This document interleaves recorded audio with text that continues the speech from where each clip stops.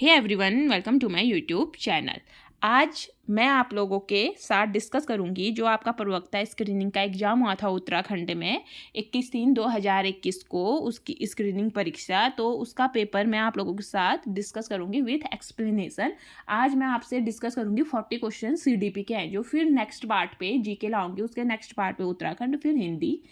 तो मैंने पहले भी 2 प्रैक्टिस सेट आप लोगों के साथ मैं डिस्कस कर चुकी हूँ और उसकी प्लेलिस्ट मैं ऑलरेडी अपने चैनल पे डाल चुकी हूँ, तो आप लोग वहाँ से जाके देख सकते हैं प्रैक्टिस सेट। ज़्यादा टाइम वेस्ट नहीं करते हैं और सीधे चलते हैं क्वेश्चन नंबर फर्स्ट पे। क्वेश्चन नंबर फर्स्ट में आपसे पूछा है कि साला दर पर परियोजना का संबंध है, तो बताइए इसका आंसर क्या होगा। इसका आंसर होगा आपका ऑप्शन नंबर ए, केंद्रीय विद्यालयों से। ठीक हो गया। जो साला दर पर परियोजना का संबंध है वो किससे है? केंद्रीय विद्यालयों से। और यह एक ICT आधारित परियोजना है जिसका उद्देश्य केंद्रीय विद्यालयों में प्रशासनिक और शैक्षणिक प्रक्रिया को डिजिटल रूप में संचालित करना, ताकि पारदर्शिता, दक्षता और सूचना तक आसान पहुंच सुनिश्चित हो सके। ठीक है, अब चलते हैं हम नेक्स्ट क्वेश्चन। नेक्स्ट क्वेश्चन में पूछा है RTE एक्ट की किस धारा के अंतर्गत गैर सहायता प्राप्त निजी विद्यालयों के 25% स्थान आर्थिक रूप से पिछड़े वर्ग के बच्चों हेतु है। तो इसका आंसर क्या हो जाएगा आपका ऑप्शन नंबर ए, 12(1)(c, यानी कि RTE क्या है? एक शिक्षा का अधिकार है। अधिनियम की धारा 12(1)(c के अंतर्गत गैर सहायता प्राप्त निजी विद्यालयों में 25% स्थान आर्थिक रूप से पिछड़े वर्ग के बच्चों के लिए आरक्षित है और यह प्रावधान शिक्षा के अधिकार को सुनिश्चित करने के उद्देश्य से लागू किया गया है, ताकि सभी बच्चों को शिक्षा के समान अवसर मिल सके। अब चलते हैं हम नेक्स्ट क्वेश्चन। नेक्स्ट क्वेश्चन में पूछा है डिजिटल जेंडर एटलस बालिकाओं से संबंधित है, तो बताइए इसका आंसर क्या होगा। इसका आंसर होगा आपका, देखो, अनुसूचित जाति के लिए हाँ डिजिटल जेंडर एटलस है, ठीक हो गया। शेड्यूल कास्ट होती है ये। फिर अनुसूचित जनजाति होती है आपकी, शेड्यूल ट्राइब्स होती है, ठीक है, इसके लिए भी है। मुस्लिम समुदाय यानी कि मुस्लिम जो कम्युनिटी होती है, ठीक हो गया, उसके लिए भी है, यानी कि ऑल ऑफ द अबव, यानी कि उपरोक्त सभी। ठीक है, यानी कि डिजिटल जेंडर एटलस विभिन्न हाशिए पर रहने वाले समूह, जैसे शेड्यूल कास्ट हो गया, शेड्यूल ट्राइब्स हो गया, मुस्लिम कम्युनिटी हो गया, ठीक है, कि बालिकाओं की स्थिति पर ध्यान केंद्रित करता है और इसका उद्देश्य डेटा आधारित जानकारी प्रदान करना है, ताकि लिंग असमानताओं को संबोधित किया जा सके। ठीक है, जो ये भेदभाव करते हैं लिंग के आधार पे। अब चलते हैं हम क्वेश्चन नंबर नेक्स्ट पे। क्वेश्चन नंबर नेक्स्ट में पूछा है कि जवाहर नवोदय विद्यालय की स्थापना की सिफारिश का आधार था, तो बताइए इसका आंसर क्या होगा।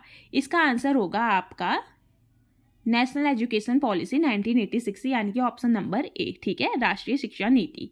तो जवाहर नवोदय विद्यालय की स्थापना के लिए सिफारिश का आधार नेशनल एजुकेशन पॉलिसी थी 1986 और इस नीति के तहत ग्रामीण क्षेत्र के प्रतिभाशाली बच्चों को आगे लाने के लिए आवासीय विद्यालयों की स्थापना की गई थी और प्रत्येक जिले में आवासीय विद्यालयों की अवधारणा नई शिक्षा नीति 1986 के अंतर्गत प्रकट हुई थी। ठीक है, अब चलते हैं हम नेक्स्ट क्वेश्चन।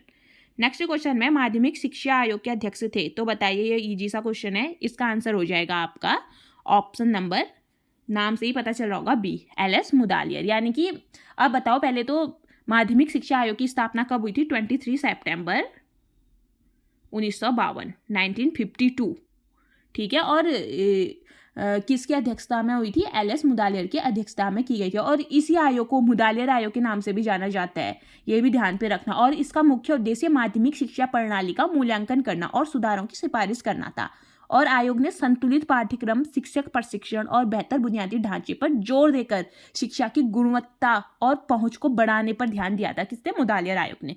अब चलते हैं हम नेक्स्ट क्वेश्चन। नेक्स्ट क्वेश्चन है राधा कृष्णन आयोग का मुख्य संबंध था, तो बताइए किससे था। तो इसका आंसर हो जाएगा आपका उच्च शिक्षा, यानी कि ऑप्शन नंबर सी, ठीक है, राधा कृष्ण आयोग। ये जिसे कब हुआ था, ये इसकी स्थापना कब हुई थी? 1948, 1948। इसकी डेट क्या थी? 4 नवंबर, ध्यान पे रखना, को किया गया था और इसका मुख्य उद्देश्य उच्च शिक्षा प्रणाली का मूल्यांकन करना और सुधारों की सिफारिश करना था। ठीक है, और इस आयोग ने विश्वविद्यालय की संरचना, पाठ्यक्रम और गुणवत्ता सुधार पर ध्यान केंद्रित किया था। अब चलते हैं हम नेक्स्ट क्वेश्चन। नेक्स्ट क्वेश्चन में independent regulatory authority for higher education की स्थापना की सिफारिश की थी, तो बताइए इसका आंसर क्या होगा, किसने करी थी। इसका आंसर हो जाएगा आपका NKC, ठीक है, ऑप्शन नंबर बी। और इसका फुल फॉर्म क्या है? नेशनल नॉलेज कमीशन होता है NKC का फुल फॉर्म। ठीक है, कब करी थी? 2007 में, 2007, ठीक हो गया है। 2007 में independent regulatory authority for higher education की स्थापना की थी और इसका उद्देश्य गुणवत्ता, पारदर्शिता और दक्षता को बढ़ाना है, ताकि भारतीय उच्च शिक्षा प्रणाली को वैश्विक मानकों के अनुरूप और बेहतर बनाया जा सके। ठीक है, किसका काम है ये? एनकेसी का। अब चलते हैं हम नेक्स्ट क्वेश्चन, क्वेश्चन नंबर 8।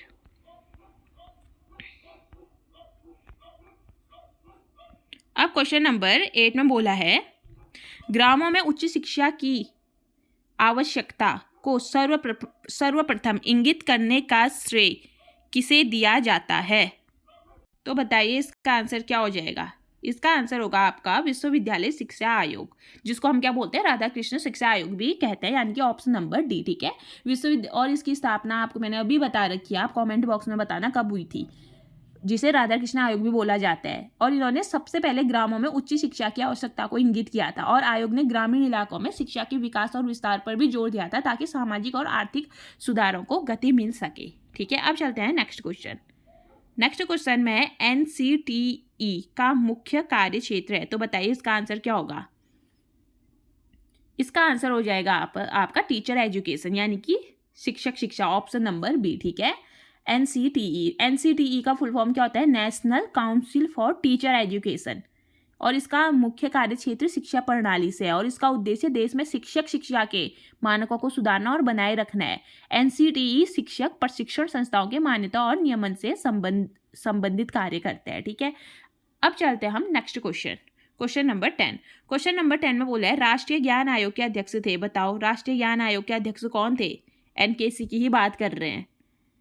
इसका आंसर हो जाएगा आपका, बताइए कौन थे? ऑप्शन नंबर सी, यानी कि सैम पित्रोदा। ठीक है, नेशनल नॉलेज कमीशन एनकेसी, इसके अध्यक्ष सैम पित्रोदा थे, और यह आयोग 2005 में स्थापित किया गया था एनकेसी, और इसका उद्देश्य ज्ञान आधारित अर्थव्यवस्था के निर्माण के लिए भारत में शिक्षा हो गया, अनुसंधान और नवाचार के क्षेत्र में सुधार करना था। अब चलते हैं हम next question, question number 11। Question number 11 में बोला हुआ है कि वैल्यू, मूल्य शब्द की उत्पत्ति हुई मतलब, तो बताइए इसका आंसर क्या हो जाएगा? वैलेरे से, ऑप्शन नंबर ए, वैलेरे से। ठीक है, वैल्यू शब्द की उत्पत्ति लैटिन शब्द वैलेरे से हुई है, जिसका अर्थ क्या होता है? मूल्यवान या योग्य होना है, और ये शब्द किसी वस्तु, व्यक्ति या विचार के महत्व और उपयोगिता को दर्शाता है। शिक्षा और समाज में वैल्यू का तात्पर्य क्या है? नैतिक गुणों, आदर्श और आचरण से होता है, जो जीवन को सही दिशा में प्रेरित करता है, यानी कि राइट डायरेक्शन में इसको मोटिवेट करता है। अब चलते हैं हम नेक्स्ट क्वेश्चन। नेक्स्ट क्वेश्चन में पूछा है, अनुशासन प्रेम पर आधारित एवं नियंत्रित होना चाहिए, ये बोला था। बताइए ये किसने बोला था? ये बोला था आपका ऑप्शन नंबर बी, पेस्ट्रोलॉजी ने ही बोला था। ठीक है, यानी कि हेनरिक पेस्ट्रोलॉजी, ये इनका जन्म कब हुआ था? 1746 में हुआ था। ये इतना डीप नहीं पूछेंगे, तभी ध्यान पे रख लेना। और 1827 में इनकी मृत्यु हो गई थी। ठीक है, ये क्या थे? ये स्विस शिक्षाविद और दार्शनिक थे, जिन्होंने शिक्षा में अनुशासन के महत्व पर जोर दिया, और इन्होंने कहा कि अनुशासन प्रेम पर आधारित और नियंत्रित होना चाहिए, न कि डर और दंड पर। ठीक है, ये इन्होंने बोला था। और इनके अनुसार क्या था? अनुशासन बच्चों को सही दिशा में ले जाने के लिए आवश्यक है, और अनुशासन प्रेम और समझ से बनता है, न कि डर से, और शिक्षकों को बच्चों के विकास में सहायक बनना चाहिए। पेस्ट्रोलॉजी के विचारों ने शिक्षा के क्षेत्र में बहुत ज़्यादा प्रभाव डाला था। ठीक है, अब चलते हैं हम नेक्स्ट क्वेश्चन पे। नेक्स्ट क्वेश्चन पे आप लोगों से पूछा गया कि डिजिटल इंडिया प्रोग्राम के अंतर्गत कितने क्षेत्र सम्मिलित हैं, तो बताइए इसका आंसर हो जाएगा आपका ऑप्शन नंबर सी, यानी कि 9 क्षेत्र हैं। ठीक है, डिजिटल इंडिया के 9 स्तंभ हैं। कौन कौन से हैं वो? ब्रांडेड बैंड हाईवे हो गया, मोबाइल कनेक्टिविटी के लिए सार्वभौमिक पहुंच हो गया, सभी के लिए सूचना, सार्वजनिक इंटरनेट एक्सेस कार्यक्रम हो गया, ई गवर्नेंस प्रौद्योगिकी के माध्यम से सरकार में सुधार हो गया, और इलेक्ट्रॉनिक्स विनिर्माण हो गया, ई क्रांति हो गया, और सेवाओं की इलेक्ट्रॉनिक डिलीवरी हो गया, और नौकरी के लिए आईटी हो गया, और अर्ली हार्वेस्ट कार्यक्रम हो गया। ठीक है, ये 9 स्तंभ थे। और डिजिटल इंडिया कार्यक्रम की शुरुआत कब हुई थी? 1 जुलाई 2015 को हुई थी। 1 जुलाई 2015 को भारत के प्रधानमंत्री माननीय श्री नरेंद्र मोदी जी के द्वारा की गई थी। ठीक है, और इसका उद्देश्य था इलेक्ट्रॉनिक रूप से नागरिकों को सरकारी सेवाएं उपलब्ध कराने के लिए बुनियादी ढांचा और इंटरनेट कनेक्टिविटी विकसित करना है। ठीक है, अब चलते हैं हम next question, question number 14। Question number 14 में बोला है कि CIET का पूर्ण रूप है, तो बताइए इसका आंसर क्या होगा? CIET का पूर्ण रूप क्या है? तो इसका आंसर हो जाएगा, अदर ऑप्शन देखने की जरूरत नहीं है क्योंकि इसका आंसर ऑप्शन ए में ही मिल गया है, central institute of educational technology. ठीक है, CIET का पूर्ण रूप है, यानी कि central institute of educational technology. और यह NCERT के अंतर्गत एक संस्थान है, NCERT, और जिसका उद्देश्य शिक्षा में आधुनिक तकनीकी का विकास और प्रसार करना है। और ये डिजिटल सामग्री, ई-लर्निंग, ऑडियो वीडियो प्रोग्राम और शिक्षक प्रशिक्षण से संबंधित कार्यों में सहायता करता है। ठीक है, अब चलते हैं हम next question, question number 15। Question number आपका 15, ये दो ऑप्शन हैं जो आपके क्वेश्चन नंबर 14 के लिखे हैं, ठीक है, जो रॉन्ग है। अब चलते हैं क्वेश्चन नंबर 15। क्वेश्चन नंबर 15 में आपका है, राष्ट्रीय सूचना विज्ञान केंद्र सेवा इंक की स्थापना कब हुई थी? तो बताइए, इसका आंसर हो जाएगा आपका 1995, 1995 को हुई थी। ठीक है, यानी कि राष्ट्रीय सूचना विज्ञान केंद्र, NIC भी बोलते हैं इसको, NIC, इन्होंने 1995 में देश भर में अपने सेवा केंद्रों की स्थापना की और इसका उद्देश्य था सरकारी संस्थानों को सूचना प्रौद्योगिकी सेवाएं प्रदान करना था, जिससे ई-गवर्नेंस को बढ़ावा मिल सके। और NIC के इन केंद्रों ने डिजिटल इंडिया की नींव रखी और विभिन्न सरकारी परियोजनाओं को ऑनलाइन प्लेटफॉर्म पर लाने में महत्वपूर्ण भूमिका भी निभाई है। किसने? NIC ने। ठीक है, यानी कि इसका और NIC का फुल फॉर्म होता क्या है? इसका फुल फॉर्म होता है नेशनल इंफॉर्मेशन सेंट्रल सेवा। ठीक है, इसका क्या है? सेवा इंक बोल सकते हो, राष्ट्रीय सूचना विज्ञान केंद्र सेवा इंक, यानी कि राष्ट्रीय का मतलब हो गया नेशनल, सूचना इंफॉर्मेशन, विज्ञान सेंटर, अब ये साइंस मत बोल देना इसको, केंद्र की बात कर रहे हैं, सेंट्रल सेवा इंक। ठीक है, विज्ञान केंद्र सेवा इंक। तो चलते हैं हम नेक्स्ट क्वेश्चन पे। नेक्स्ट क्वेश्चन है क्वेश्चन नंबर 16। क्वेश्चन नंबर 16 में पूछा कि शिक्षकों हेतु यानी टीचर्स हेतु राष्ट्रीय पुरस्कार प्रारंभ हुआ था, तो बताइए कब हुआ था? तो इसका आंसर है आपका ऑप्शन नंबर 1958, यानी कि डी। ठीक है, शिक्षकों हेतु राष्ट्रीय पुरस्कार 1958 में प्रारंभ हुआ और ये एक उत्कृष्ट शिक्षण और शिक्षा में योगदान के लिए दिया जाता है। और यह पुरस्कार कब दिया जाता है? हर साल दिया जाता है। कब? 5 सितंबर को शिक्षक दिवस पर दिया जाता है, जो डॉक्टर सर्वपल्ली राधाकृष्णन के जन्मदिन पर मनाया जाता है। और यह पुरस्कार शिक्षकों को प्रेरित करने और शिक्षा के क्षेत्र में उत्कृष्टता को बढ़ावा देने के लिए दिए जाते हैं।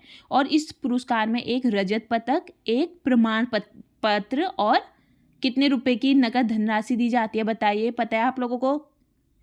50,000 रुपए की। ठीक है, तो अब हम लोग चलते हैं next question, question number 17। Question number 17 में बोला है, इनमें से कौन सा व्यक्ति विकास में सहायक है? तो बताइए, इसका आंसर क्या हो जाएगा आपका? इसका आंसर होगा आपका ऑप्शन, देखिए पहले, पाठ्य सहगामी क्रियाएं। ठीक है, इसको हम को करिकुलम एक्टिविटीज भी बोलते हैं। फिर है परियोजना कार्य, यानी कि प्रोजेक्ट वर्क हो गया, और खेल हो गया, स्पोर्ट्स। हाँ, तीनों ही हैं, यानी कि उपरोक्त सभी। ठीक है, इसका आंसर हो जाएगा, यानी कि व्यक्ति विकास में पाठ्यक्रम सहगामी क्रियाएं हो गई, परियोजना कार्य और खेल इम्पोर्टेंट भूमिका को ये निभाते हैं।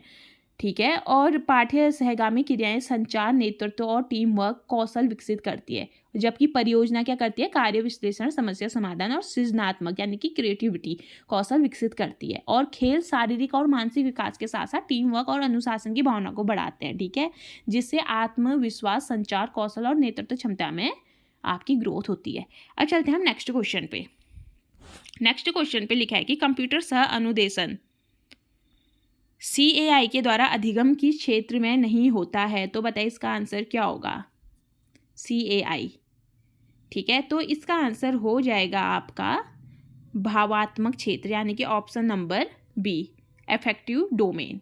ठीक है, यानी कि कंप्यूटर सह अनुदेशन CAI का उद्देश्य ज्ञान और कौशल विकसित करना है, जो मुख्यतः संज्ञानात्मक, सोचने की प्रक्रिया और क्रियात्मक क्षेत्रों में होता है। लेकिन यह भावात्मक क्षेत्र में अधिगम को प्रभावी ढंग से विकसित नहीं कर पाता है। और भावात्मक क्षेत्र जैसे भावनाएं और मूल्य में इसका प्रभाव कम होता है, क्योंकि यह मानव संबंधों और सामाजिक अनुभवों पर निर्भर करता है। ठीक है, इसमें क्षेत्र में नहीं होता है, पूछा है तो भावात्मक क्षेत्र में नहीं होता है। ठीक है, अब चलते हैं हम नेक्स्ट क्वेश्चन पे। नेक्स्ट क्वेश्चन है आपका, एजुकेशन एंड मैन पुस्तक के लेखक कौन है? तो बताइए इसका आंसर क्या हो जाएगा? इसका आंसर हो जाएगा आपका option number B, A.F. Froebel. ठीक है, यानी कि AF मतलब F.A. फ्रॉबेल है। ठीक है, यानी F.A. फ्रॉबेल हो गई, यानी कि फ्रेडरिक फ्रॉबेल। और इनका जन्म आप लोगों को ये आप याद करना चाहते हो कर सकते हो, लेकिन इतना डीप नहीं पूछेंगे। 1782 में हुआ था और 1852 में मृत्यु हुई थी, ठीक है इनकी। और ये क्या थे, जर्मन शिक्षाविद और दार्शनिक थे, जिन्हें किंडरगार्टन के संस्थापक के रूप में भी जाना जाता है। और जो ये फ्रॉबेल जी थे, इन्होंने एजुकेशन एंड मैन में शिक्षा और मानव विकास पर अपने विचारों को प्रस्तुत किया। और इनके कुछ प्रमुख योगदान थे, जैसे कि फ्रॉबेल ने 1837 में जर्मनी में पहला किंडरगार्टन स्थापित किया था। ये भी आपका क्वेश्चन बन सकता है, जो 3 से 7 वर्ष के 3 से लेके 7 वर्ष के बच्चों के लिए था। और फ्रॉवेल ने खेल के माध्यम से शिक्षा देने की अवधारणा को प्रस्तुत किया। और इन्होंने बच्चों के शारीरिक, मानसिक और भावात्मक विकास पर भी जोर दिया था।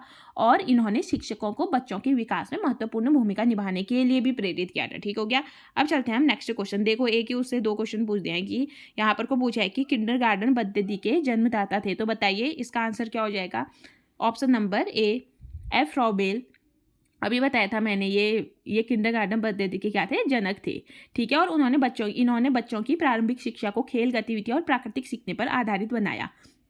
और इस पद्धति में बच्चों के मानसिक, शारीरिक और सामाजिक विकास को बढ़ावा दिया जाता है।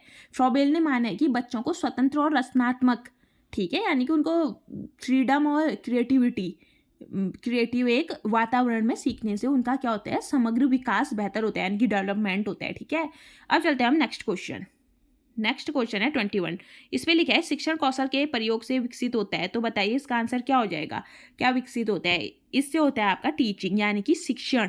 ऑप्शन नंबर बी, ठीक है। शिक्षण कौशल के प्रयोग से शिक्षण विकसित होता है। शिक्षण कौशल शिक्षकों के द्वारा छात्रों को ज्ञान और कौशल सिखाने के लिए उपयोग किया जाने वाला तरीका और तकनीकी है। ठीक हो गया।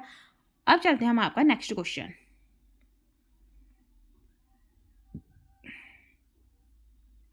आपका कौन सा था, 21 के बाद चलते हैं हम आपका क्वेश्चन नंबर 22। क्वेश्चन नंबर 22 इसमें बोला है कि सूक्ष्म शिक्षण का उद्देश्य है। तो बताइए इसका आंसर क्या हो जाएगा आपका। इसका आंसर हो जाएगा ऑप्शन नंबर बी, शिक्षण कौशलों का विकास करना। ठीक है, यानी कि to develop the teaching skills. अब देखो, सूक्ष्म शिक्षण एक प्रशिक्षण तकनीक है और जिसका उद्देश्य शिक्षकों के शिक्षण कौशल का विकास करना है, जिससे वे प्रभावी ढंग से शिक्षण कर सकते हैं। इसमें छोटे समूह में अभ्यास करने का अवसर मिलता है। इससे आत्मविश्वास बढ़ता है, शिक्षण में सुधार होता है। और सूक्ष्म शिक्षण में शिक्षक को विशिष्ट शिक्षण कौशल पर काम करने का अवसर मिलता है, जैसे प्रश्न पूछना हो गया, चर्चा करना हो गया, व्याख्यान देना हो गया और अभ्यास करना हो गया। ठीक है। अब चलते हैं हम क्वेश्चन नंबर 23। क्वेश्चन नंबर 23 में निम्नलिखित द्वारा दिए गए सिद्धांत पर अभिक्रमित अनुदेशन आधारित है। तो बताइए इसका आंसर क्या हो जाएगा। 23 का आंसर, इसका आंसर हो जाएगा आपका बी, एफ स्किनर, यानी कि ऑप्शन नंबर डी, यानी कि अभिक्रमित अनुदेशन, यानी कि इसको बोलते हैं प्रोग्राम्ड इंस्ट्रक्शन। ठीक है। ये बी, एफ स्किनर के सिद्धांत पर आधारित है, जो व्यवहारवाद, जो बिहेवियरिज्म होता है, बिहेवियर से संबंधित है। और इसमें शिक्षण सामग्री को छोटे छोटे चरणों में विभाजित करके स्व अध्ययन, यानी कि सेल्फ स्टडी पर जोर दिया जाता है। अब चलते हैं हम next question number 24। Question number 24 में पूछा कि यूजीसी की स्थापना हुई थी। तो बताइए इसकी स्थापना कब हुई थी। तो इसका आंसर हो जाएगा आपका 1956, ऑप्शन नंबर बी। ठीक है। यूजीसी क्या है, विश्वविद्यालय अनुदान आयोग। और यूजीसी क्या होती है, यूनिवर्सिटी ग्रांट्स कमीशन। ठीक है, इसका फुल फॉर्म है ये। इसकी स्थापना 1956 में हुई थी और इसका उद्देश्य उच्च शिक्षा में मानकों को बनाए रखना और विश्वविद्यालय को अनुदान देना है। और यूजीसी को 1945 में 1945 में प्रारंभिक रूप से केवल केंद्रीय विश्वविद्यालयों के लिए बनाया गया था। कब, 1945 में। लेकिन 1956 में इसे एक वैधानिक निकाय के रूप में स्थापित किया गया, जिससे ये सभी भारतीय विश्वविद्यालयों की देखरेख में ले आया गया था। ठीक है। अब चलते हैं हम नेक्स्ट क्वेश्चन नंबर आपका है 25। क्वेश्चन नंबर 25 में बोल रखा है आपका राष्ट्रीय शिक्षा नीति 1986 में शिक्षा पर विचार किया गया।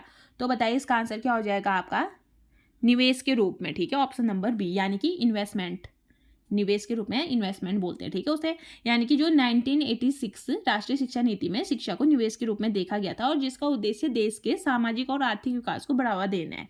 और ये नीति मानती है कि शिक्षा में निवेश से मानव संसाधनों का विकास होगा, जिससे उत्पादकता और नवाचार बढ़ेगा। और इसके तहत सभी वर्गों के लिए गुणवत्तापूर्ण शिक्षा को सुलभ बनाने, साक्षरता बढ़ाने और विज्ञान और तकनीकी शिक्षा को प्रोत्साहन देने पर जोर दिया गया था। ठीक है। और इसे भविष्य के विकास और आत्मनिर्भर के लिए महत्वपूर्ण माना जाता है। ठीक है। अब चलते हैं क्वेश्चन नंबर 26। क्वेश्चन नंबर 26 में पूछा कि शिक्षण सहायक सामग्री किस उपागम से है। तो बताइए इसका आंसर क्या हो जाएगा। इसका आंसर होगा आपका मल्टी सेंसरी अप्रोच, यानी कि बहुइंद्रिय। ऑप्शन नंबर ए, बहुइंद्रिय उपागम, ठीक है, जिसे मल्टी सेंसरी अप्रोच भी बोलते हैं। ये एक शिक्षण विधि है जिसमें छात्रों को क्या कहते हैं, विभिन्न इंद्रियों के माध्यम से सीखने का अवसर मिलता है, जैसे कि दृष्टि हो गया, श्रवण हो गया, स्पर्श हो गया, समझ रहे हो ना, दृष्टि विजन हो गया, सुनना, स्पर्श यानी कि टच, और गति।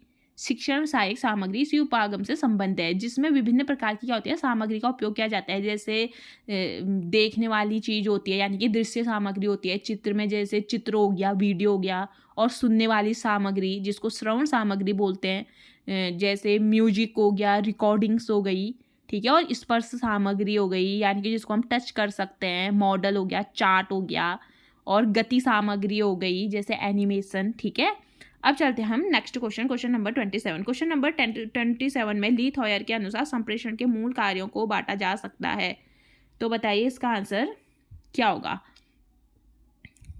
इसका आंसर हो जाएगा आपका कितने भागों में, 4 भागों में, ठीक है। यानी कि लीथ हॉयर के अनुसार संप्रेषण के 4 मूल कार्य होते हैं जो संप्रेषण की प्रक्रिया और उद्देश्य को स्पष्ट करते हैं। और ये 4 कार्य क्या है, सूचना देना है, प्रेरित करना है, मनोरंजन करना है, और प्रभावित करना है। संप्रेषण के माध्यम से व्यक्ति अपने विचार, जानकारी या भावनाओं को क्या साझा कर सकते हैं, और लोगों को प्रेरित कर सकते हैं, और मनोरंजन कर सकते हैं, और उनके दृष्टिकोण और विचारों को प्रभावित कर सकते हैं।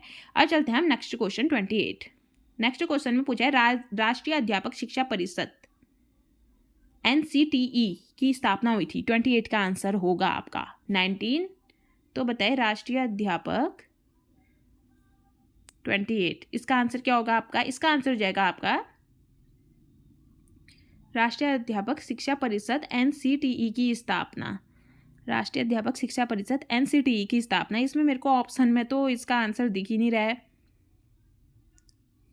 95 में नहीं हुई थी, 1986 में भी नहीं हुई थी, 91 में भी नहीं हुई थी, 90 में भी नहीं हुई थी। ऑप्शन गलत दे रखे हैं इसमें, यानी कि बुक पे आपके ऑप्शन गलत इसमें प्रिंट हो रखे हैं, ठीक है। तो पर इसका आंसर क्या है, 1973, आप लोगों को पता होगा, ठीक है। NCTE राष्ट्रीय अध्यापक शिक्षा परिषद बोलते हैं इसको। इसकी स्थापना कब हुई थी, 1973 में हुई थी, और एक सलाहकार निकाय के रूप में की गई थी, जिसका उद्देश्य देश में अध्यापक शिक्षा को सुधारना और उसकी गुणवत्ता को बढ़ाना था, ठीक है। और इसे एक वैधानिक निकाय का दर्जा 1993 के अधिनियम के द्वारा प्राप्त हुआ था, और 1995 में इसने पूर्ण रूप से कार्य करना शुरू किया था, ठीक हो गया। 1995 में इसने कार्य करना तो शुरू किया था।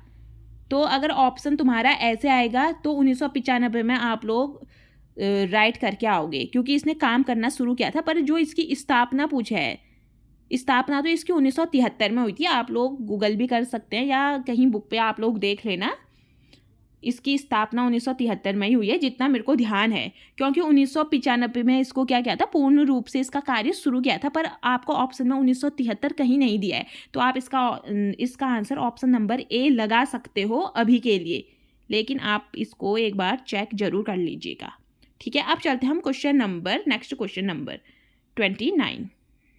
क्वेश्चन नंबर 29 में आप लोगों का बोला हुआ है, निम्न में से कौन सी विधि नहीं है। तो बताइए कौन सी विधि नहीं है। ये कहानी कथन एक विधि नहीं है, ठीक है, यानी कि स्टोरी टेलिंग नहीं होती है। कहानी कथन एक शिक्षण तकनीकी है ये, ठीक है, लेकिन इसे औपचारिक शिक्षण विधि जैसे प्रोजेक्ट हो गया, प्रदर्शन और ह्यूरिस्टिक में शामिल नहीं किया जाता है। शिक्षण विधियां वे होती हैं जो छात्रों को सीखने की प्रक्रिया में सक्रिय रूप से शामिल करती हैं, जैसे प्रोजेक्ट कार्य, प्रदर्शन विधि और ह्यूरिस्टिक विधि, ठीक है। कहानी कथन आमतौर पर किसी विषय को रोचक और समझने में आसान बनाने के लिए एक सहायक तकनीकी के रूप में उपयोग होती है। अब चलते हैं नेक्स्ट क्वेश्चन 30। क्वेश्चन नंबर 30 में बोला है CAI कंप्यूटर सह अनुदेशन निम्न को सुगम बना सकती है। तो बताइए इसका आंसर क्या होगा। 30 का आंसर हो जाएगा आपका व्यक्तिगत अनुदेशन, ठीक हो गया, ये इंडिविजुअल इंस्ट्रक्शन है, राइट है ये। ऑप्शन बी है आपका स्वगति से सीखना, ठीक हो गया, सेल्फ पेंसिंग इन लर्निंग बोल सकते हैं इसको, ठीक हो गया, हम खुद से सीख सकते हैं। अब नेक्स्ट ऑप्शन भी है इसमें, अधिगम में व्यक्तिगत आवश्यकताओं पर ध्यान देना, ठीक है, यानी कि paying attention to individual need in learning, ठीक है। यानी कि इसका आंसर क्या हो जाएगा, ये भी राइट है, उपरोक्त सभी, ऑल ऑफ द अबव कर सकते हैं आप। तो कर क्या सकते हैं, इसका आंसर उपरोक्त सभी है। ठीक है, अब चलते हैं हम next question, question number 31। Question number 31 में निम्न में कौन सा शिक्षण कौशल नहीं है की बात करिए, तो बताइए इसका आंसर क्या हो जाएगा। ऑप्शन नंबर सी, यानी कि सत्ता की आलोचना करना। ठीक है, इंग्लिश में बोल सकते हैं आप इसको क्रिटिसाइजिंग द अथॉरिटी। ठीक है, सत्ता की आलोचना करना ये शिक्षण कौशल नहीं है, क्योंकि यह एक कैसा है, विश्लेषणात्मक और समाजशास्त्रीय अवधारणा है जो शक्ति के संबंध और संरचनाओं की जांच करती है। और शिक्षण कौशल में उद्दीपन, भिन्नता, विन्यास, प्रेरणा और खोजपूर्ण प्रश्न शामिल होते हैं। ठीक है, शिक्षण कौशल में कैसे खोजपूर्ण प्रश्न शामिल होते हैं और जो शिक्षण प्रक्रिया को प्रभावी बनाते हैं, जिसमें छात्र को सीखने में मदद मिलती है। ठीक हो गया, अब चलते हैं हम next question, question number 32। Question number 32, मूल्यांकन के क्षेत्र। ठीक हो गया, अब क्वेश्चन नंबर 32 में आपका पूछा है मूल्यांकन के क्षेत्र से, तो बताइए 32 का आंसर आपका क्या होगा। इसका आंसर हो जाएगा मूल्यांकन के क्षेत्र हैं, मतलब कैसे हैं मूल्यांकन के क्षेत्र, विस्तृत हैं। ठीक है, ब्रॉड है, यानी कि मूल्यांकन के क्षेत्र विस्तृत होते हैं, क्योंकि ये केवल शैक्षणिक उपलब्धियों तक सीमित नहीं रहते हैं। ये विद्यार्थियों के शारीरिक, मानसिक, सामाजिक और भावनात्मक, जो इमोशनली समझ रहे हो आप लोग, विकास को भी शामिल करते हैं। ठीक है, अब चलते हैं हम नेक्स्ट क्वेश्चन 33 में पूछा है निम्न कथनों में से कौन सा सही नहीं है, तो बताइए इसका आंसर क्या हो जाएगा। इसका आंसर हो जाएगा आपका शिक्षक जन्मजात होते हैं। बताइए शिक्षक जन्मजात होते हैं, कोई भी शिक्षक है, कोई भी टीचर है, वो जन्मजात होते हैं, नहीं होते हैं। तो इसका आंसर हो जाएगा आपका ऑप्शन नंबर सी, शिक्षण एक ऐसा पेशा है जिसमें कलात्मक कौशल के साथ साथ प्रशिक्षण की भी आवश्यकता होती है, और शिक्षक जन्मजात नहीं होते हैं बल्कि उन्हें प्रशिक्षित किया जा सकता है। ठीक हो गया, अब चलते हैं क्वेश्चन नंबर नेक्स्ट 34 में बहुउद्देशीय विद्यालयों की अवधारणा प्रस्तुत की गई थी, तो बताओ इसका आंसर क्या हो जाएगा। 34 का आपका आंसर हो जाएगा ऑप्शन नंबर सी, माध्यमिक शिक्षा आयोग।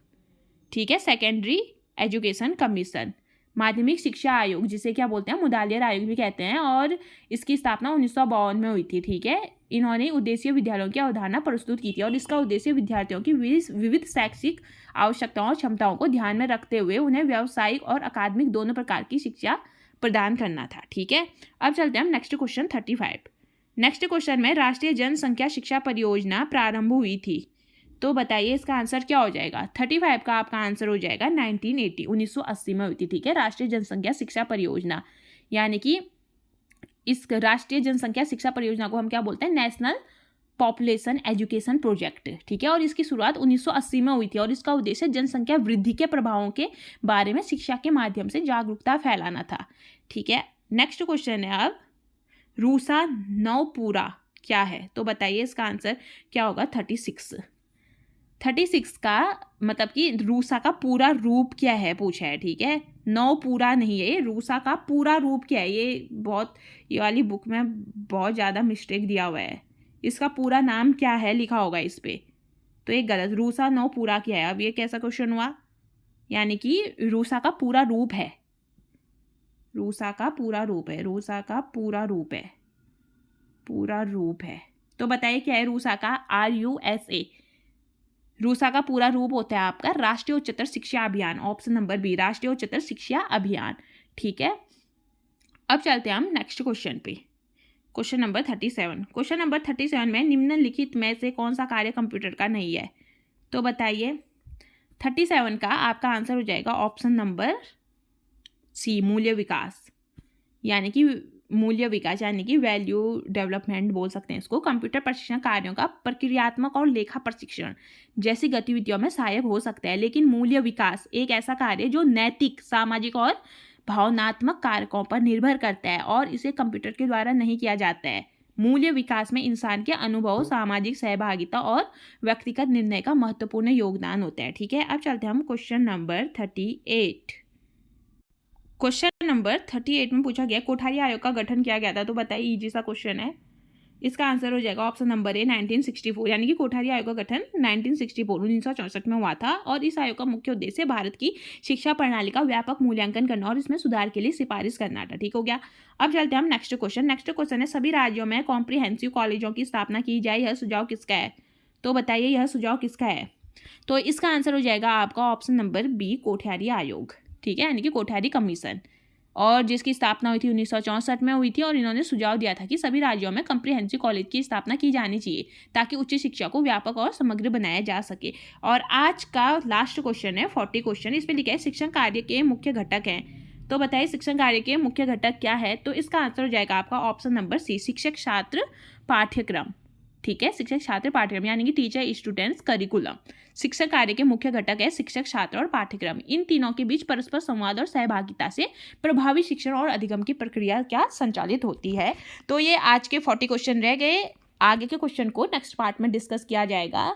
उस पे होंगे 35 जीके के और 30 उत्तराखंड के और 25 मैथ्स रीजनिंग एंड 20 होंगे आपके हिंदी के क्वेश्चंस होंगे। अगर आप लोगों को मेरी वीडियो अच्छी लगती है तो please like share and subscribe. मैं ऐसे ही आप लोगों के साथ वीडियो लाऊंगी विथ एक्सप्लेनेशन। आप लोगों के साथ एक्सप्लेन भी करूंगी, डिस्कस भी करूंगी। और अगर मेरे कहने कहीं पर कोई गलती होती है तो आप मुझे मेरी गलतियों को ज़रूर मेरे कमेंट बॉक्स में बताइए, मैं आगे से ध्यान रखूंगी। मिलते हैं ऐसे ही नेक्स्ट वीडियो के साथ। Okay, bye bye.